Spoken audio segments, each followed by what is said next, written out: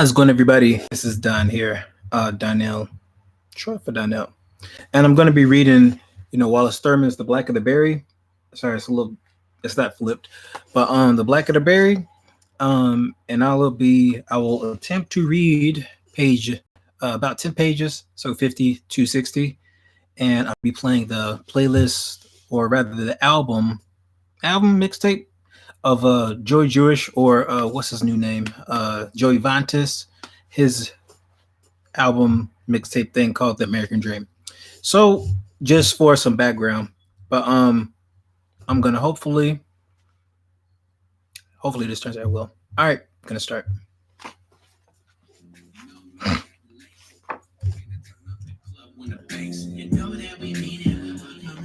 Okay, sorry.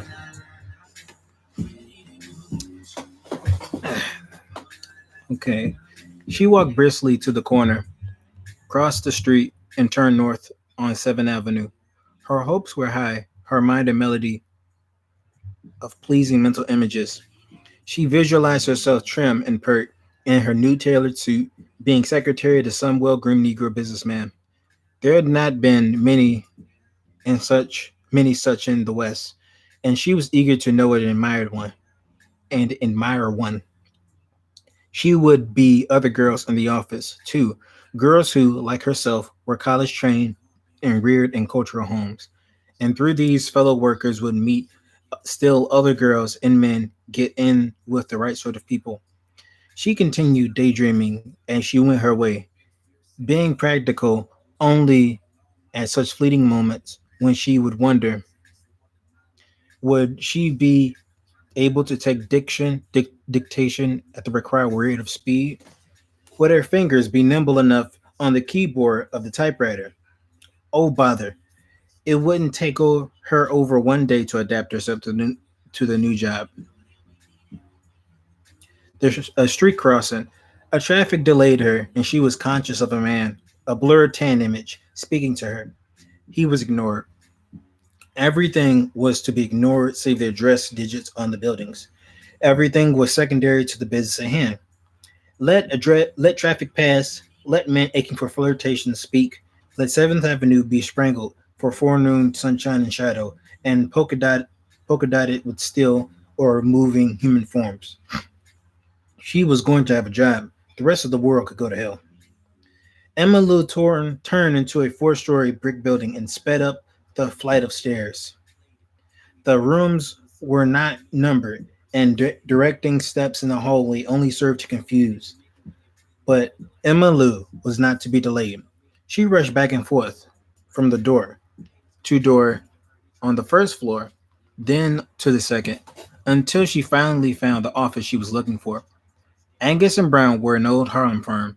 They had begun business during the first decade of the century, handling property for a while in New York's far-farmed San Juan Hill district.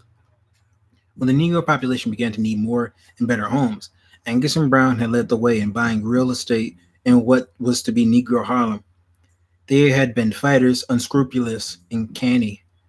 They had revealed a perverse delight in seeing white people rush pell-mell from the neighborhood in which they obtained homes for their colored clients.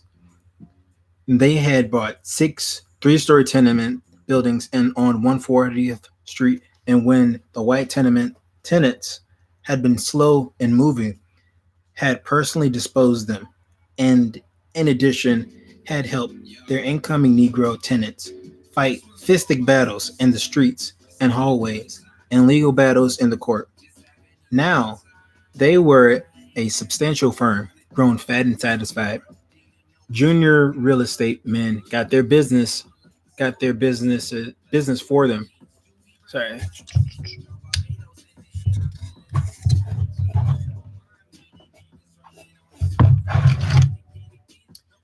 Okay.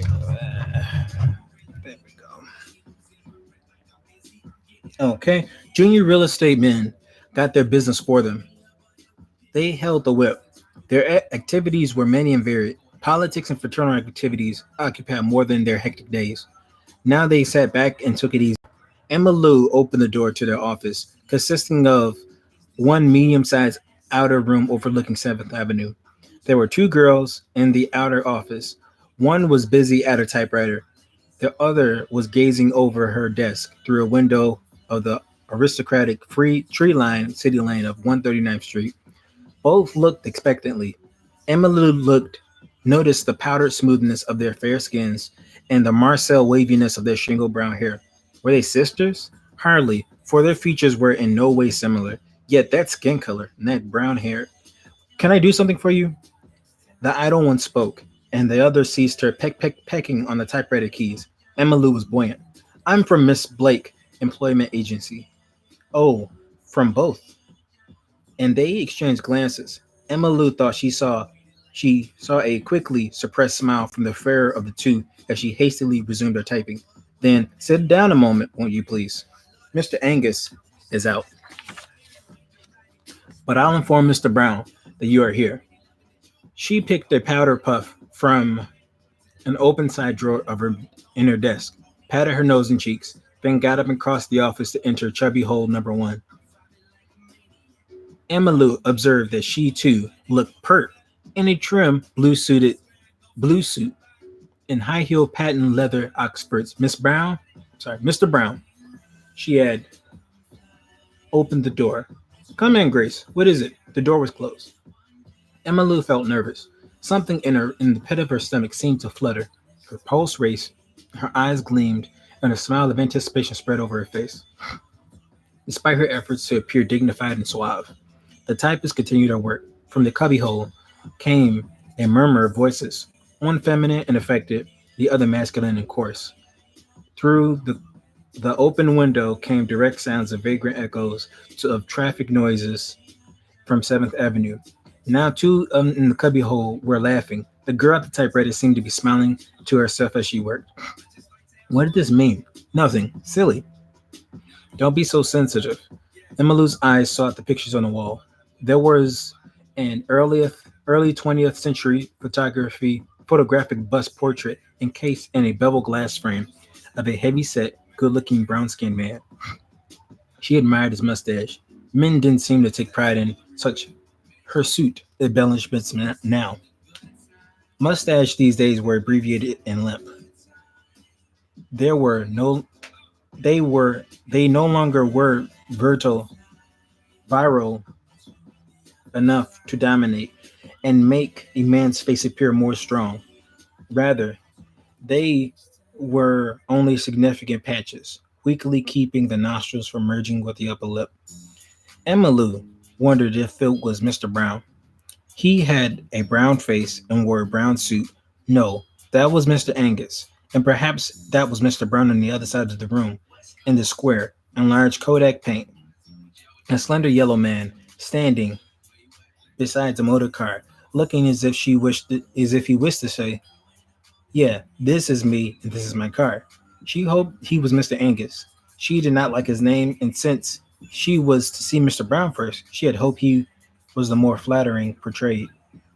The door to the cubbyhole opened, and the girl Mr. Brown had called Grace came out. The expression on her face was too businesslike to be natural. It seemed as if it had been placed there for a purpose. She walked toward Emmylou, who got up and stood like a child, waiting for punishment and hoping all the while that it would dissipate itself in threats. The typewriter was stilled, and Emmylou excuse me, could feel an extra pair of eyes looking at her. The girl drew close and spoke. I'm sorry, Miss Brown. She said she. I'm sorry, Miss Brown says he has someone else in view for the job. We'll call the agency. Thank you for coming in. Thank you for coming in. What could she say? What should she say? The girl was smiling at her, but Emily noticed that her fair skin was flushed and her eyes danced nervously. Could she be hoping that Emily would hurry and depart? The door was near. It opened easily. The steps were steep. One went down slowly. 7th Avenue was still spangled with forenoon sunshine and shadow. Its pavement was hard and hot. The windows in the building facing it gleaming reflectors of the mountain sun. Emmylou returned to the employment agency. It was still crowded and more stuffy than ever. The sun had advanced high into the sky, and it seemed to be centering its rays on a solitary, defenseless window. There was still much conversation. There were still people crowded around the desk, still people in all the chairs, people in talk and heat and smells. Miss Blake is waiting for you. The gray haired lady in the young face was unflustered and cool. Emma Lou went into the inner office. Miss Blake looked up quickly and forced a smile. The good looking young man, more than ever resembling a YMCA secretary, turned his back and fumbled with the card files. Miss Blake suggested that he leave the room. He did, beaming benevolently at Emma Lou as he went. I'm sorry, Miss Blake was very kind and womanly. Mr. Brown called me. I didn't know he had someone else in mind. He hadn't told me. That's all right, Emma Lou replied briskly. Have you something else? Now, have you had luncheon? It's early yet. I know, but I generally don't go about this time. Come along, won't you? I'd like to talk to you. I'll be ready in about 30 minutes if you don't mind to wait. Emma Lou warmed the idea. At the moment, she would have warmed to her any suggestion of friendliness. Here, perhaps, was a chance to make a welcome contact. She was lonesome and disappointed, so she readily assented and felt elated and superior as she walked out of the office with the boss. She went to Eddie's for luncheon. Eddie's was an elbow-shaped combination lunch counter and dining room that embraced the United Cigar Store on the northeast corner of 135th Street and 7th Avenue. Following Ms. Blake lead, Emma Lou ordered a full noontime dinner and, flattered by Mrs. Blake's interest and congeniality, began to talk about herself. She told of her birthplace and her home life. She told of her high school days. She spoke proudly of the fact that she had been the only Negro student and how she graduated from cum laude. Asked about her college days, she talked less freely. Miss Blake sensed the cue. Didn't you like college? For a little while, yes. What made you dislike it? Surely not the studies. No, she didn't care to discuss this. I was lonesome, I guess. Weren't there any other colored boys and girls? I thought. Emma Lou spoke curtly. Oh, yes, quite a number, but I suppose I didn't mix well. The waiter came to take the order for dessert, and Emma Lou seized upon the fact that Miss Blake ordered sliced oranges to talk about California's orange groves, California's sunshine, anything but the California college she had attended and from which she had fled. In vain did Miss Blake try to maneuver the conversation back to Emma Lou's college experiences. She would have none of it, and Mrs. Blake finally forced to give it up. When they were finished, Miss Blake insisted upon taking the check. This done, she began to talk about jobs. You know, Miss Morgan, good jobs are rare. It is seldom that I have any other offers of the domestic field. Most Negro business offices are family affairs. They either get their help from within their own family group or among their friends. Then too, Emma noticed that Mrs. Blake did not look directly at her. Lots of Negro businessmen have a definite type of girl in mind and will not hire any other. Emma Lou wondered what it was Miss Blake seemed to be holding back. She began again. My advice to you is that you enter teachers college, and if you will stay in New York, get a job in the public school system. You can easily take a light job of some kind to support you through the course. Maybe the 3 years college you won't need to go to training school. Why don't you find out about that? Now, if I were you, Miss Blake talked on, putting much emphasis on if I were you. Emma Lou grew listless and antagonistic. She didn't like this little sawed off woman as she was now, being businesslike and giving advice. She was glad when they finally left Eddie's and more than glad to escape after having been admonished not to oversleep. But be in my office and I'll see what I can do for you, dearie, in the early in the morning. There's sure to be something. She left to herself. Emma Lou strolled south on the west side of 7th Avenue to 134th Street, then crossed over to the east side and turned north. She didn't know what to do. It was too late to consider visiting another employment agency, and furthermore, she did not have enough money to pay another fee. Let jobs go until tomorrow. Then she would return to Miss Blake's, ask for a return for of her fee, and find some employment agency, a more imposing one if possible. She had had enough of those on 135th Street. She didn't want to go home either. Her home had no outside vista. If she sat in the solitary chair by the solitary window, all she could see were the other windows and brick walls and other people mysteriously or brazenly moving out in the apartments across the court. There was no privacy here, little fresh air, and no natural light after the sun began its downward course. Then the apartment always smelled of frying fish or of boiling cabbage. Her landlady seemed to alternate daily between these two foods. Fish smells and cabbage smells pervaded the long dark hallway, swirled in the room when the door was open, and perfumed ones closed disagreeably. Moreover, urinal and fecal smells surged upward from the garbage littered bottom of the court which her window faced. If she went home, the landlady would eye her suspiciously and ask, "Ain't you got a job yet?" Then move away, shaking her head and dipping into her snuff box.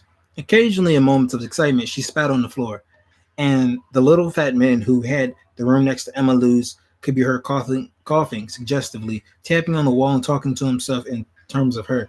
He had seen her slip John in last night. He might be more bold now. He might even try.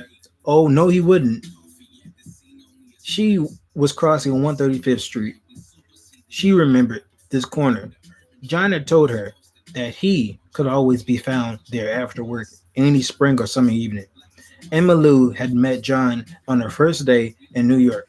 He was employed as a porter in the theater where Mademoiselle Lindsay was scheduled to perform, and seeing a new maid on the premises, had decided to make her. He had. Emma Lou had not liked him particularly, but he had seemed New Yorkish and genial. It was John who had found her room. It was John who had taught her how to find her way up and downtown on the subway and on the elevated.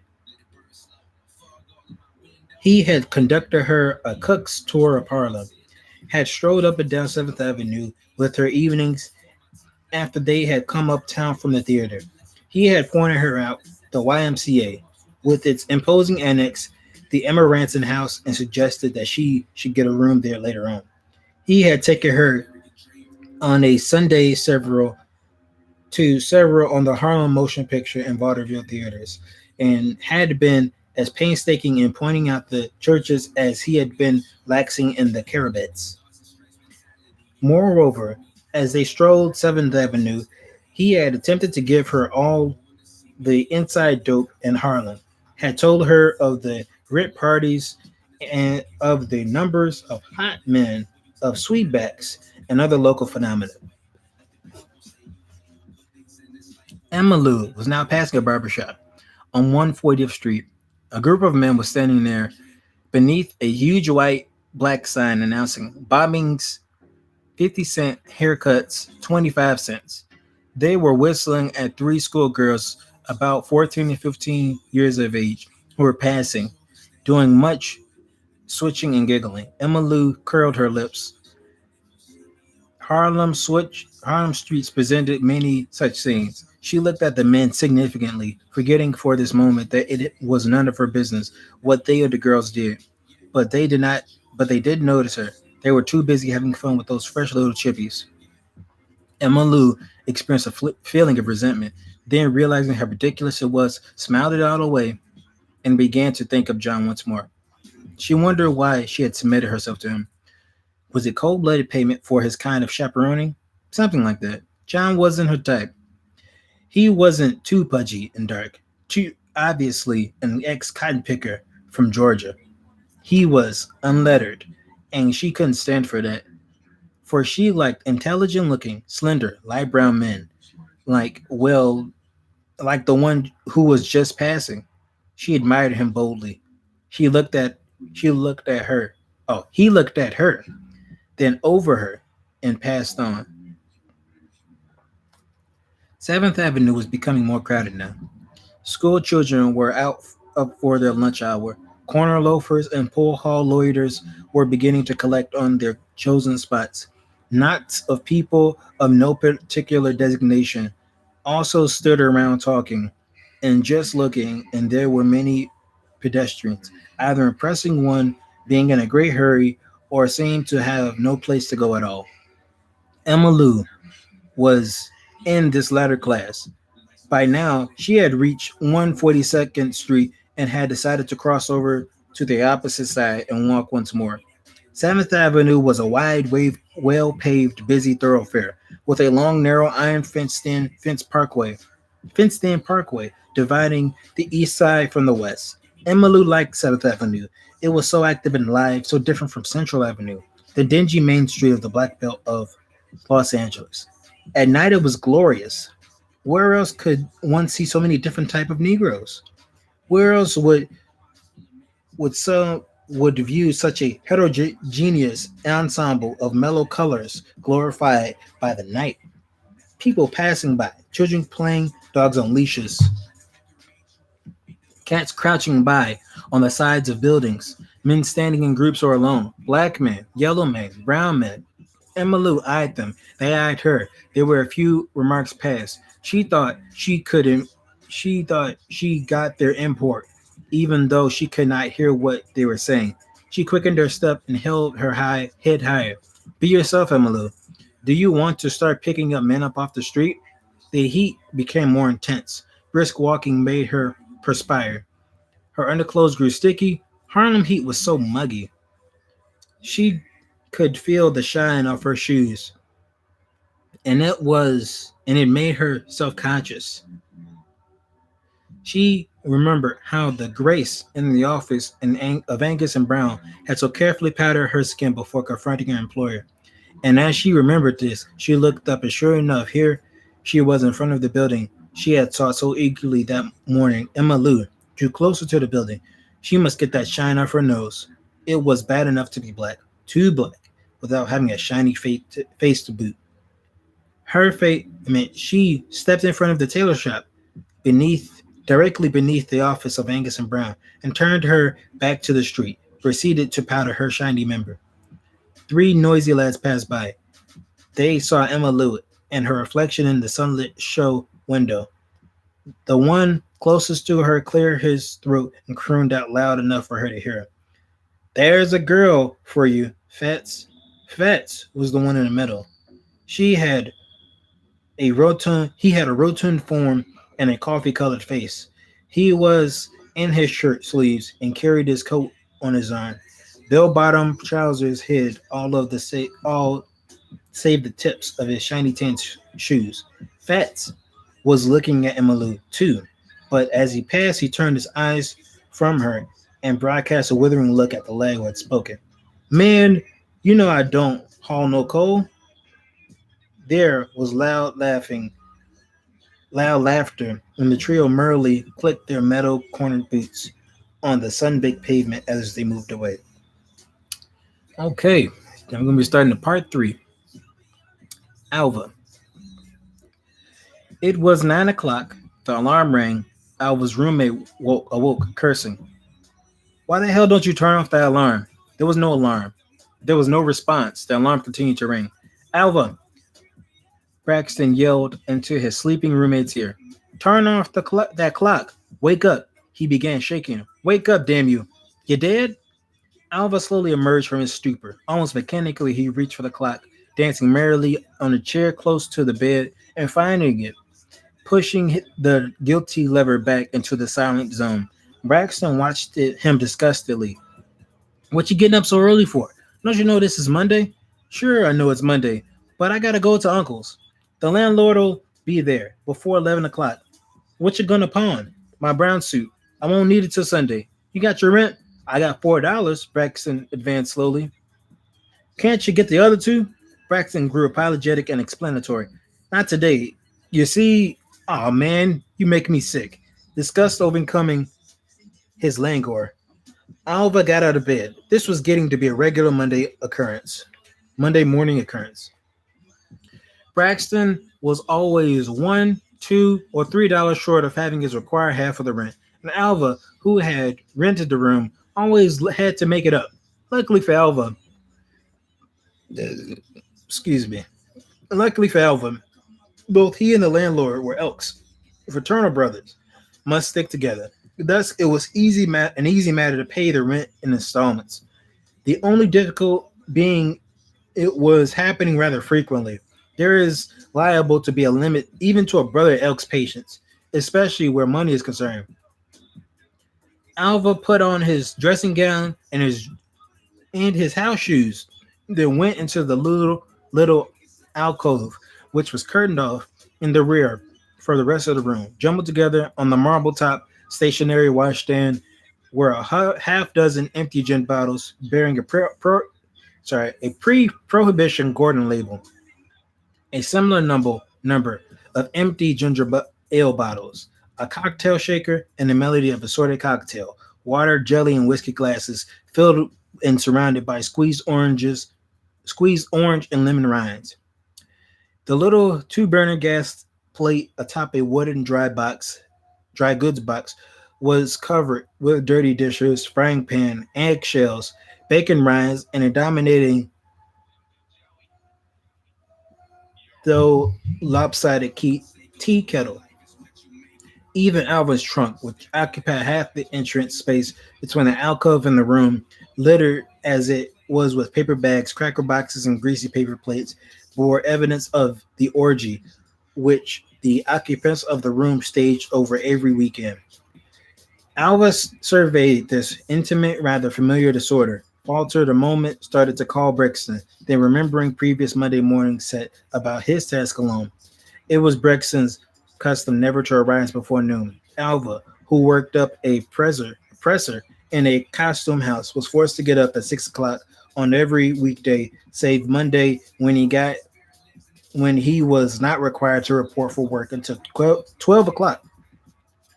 His employers thus managed to accumulate several baskets of clothes from the sewing room before the pressers arrived. It was better to have then remained at his home until this was done. Then you didn't have to pay them so much. And having let the sewing room get a head start, there was never any chance for the pressing room to slow down. Alva's mother had been an American mulatto, his father a Filipino. Alva himself was small in stature, as his father had been, small and well developed with broad shoulders, narrow hips, and firm, well molded limbs. All right, that's it for this part. Now, of course, from what I can tell, the parts are different, but the my personal parts are different from the actual parts in this booklet. But yeah, this is the end. This is reaching chapter 60. I'm sorry, page 60. So that's it. I'll be going to the next one, and I'm gonna probably change the music because it's kind of distracted for me. Um, but yeah, I'll probably have something instrumental. All right, take care. God bless. Bye.